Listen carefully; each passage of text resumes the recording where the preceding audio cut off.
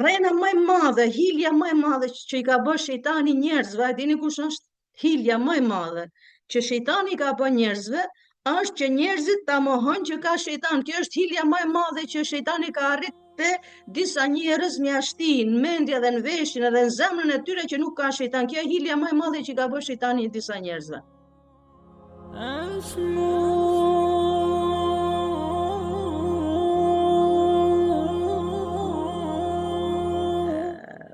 Ato njerëz të cilët e falin namazin e mëngjesit, ato njerëz edhe i demoralizojnë shejtanin. Ato njerëz e demoralizojnë shejtanin, njerëzit të cilët ngrehen e falin sabahun, ngrehen edhe lexojnë Kur'an. Ato njerëz në atë kohë e demoralizojnë shejtanin. Pse them e demoralizojnë shejtanin? Sepse shejtani knaqet kur muslimani nuk ngrehet ta falë namazin e sabahut. Knaqet. Kur them knaqet, ka transmetime, ka hadithet profetit alayhi salatu wasalam, i cili sallallahu alaihi wasallam një hadith thot, ato njerëz të cilët nuk e falin namazin e sabahut, shejtani çka bën, urinon vesh. Ka transmetimet, hadithet profetit alayhi salatu wasalam. Se dash do thot dikush, po sikush e ka pa shejtani që është rrena më e madhe, hilja më e madhe që i ka bërë shejtani njerëzve, a dini kush është?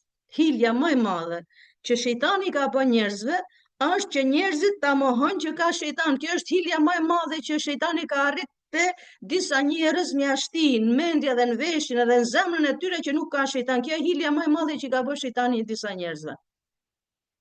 Pra, profeti alayhi sallam në këtë hadith tregon shumë qartë, njerëzit të cilët nuk e falin namazin e sabahut, në kohën e vet i urinon shejtanin vesh, ka hadithe, transmetime. Do të thonë, këtu tregohet që shejtani krenohet dhe shejtani gëzohet kur njeri muslimani nuk e fal namazin e sabahut në kohën e vet.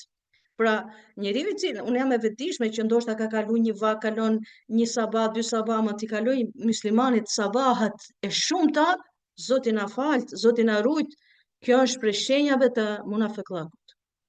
Njeri i cili nuk e fal namazin e sabahut në kohën e vet me plot vetdije. Me plot vetdije.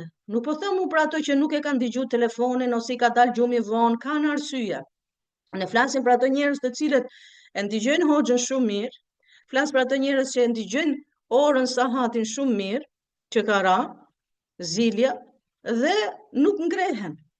Këto kanë përgjegjësi të Allahu subhanahu xhelle xhelalu, dhe nëse kjo ndodh shumë herë dhe dikujt i ndodh për herë, këto janë shenjat, sipas transmetimeve, këto janë shenjat e munafiqllakut ose dyftyrësisë së njeriut. Zoti na rujt, inshallah. Prandaj të kemi kujdes që jemi të obliguar ta ruajmë çdo namaz. Hafidhu ala salawati was salati al-wusta. Thot Allah azza wa jall, ruajeni namazet. Kujdesuni për namazet. Dhe midis tyre dhe namazin e sabahut. Unë jam e vetëdijshme për këtë që secila prej nesh mundohet, ama sidomos kemi kujdes.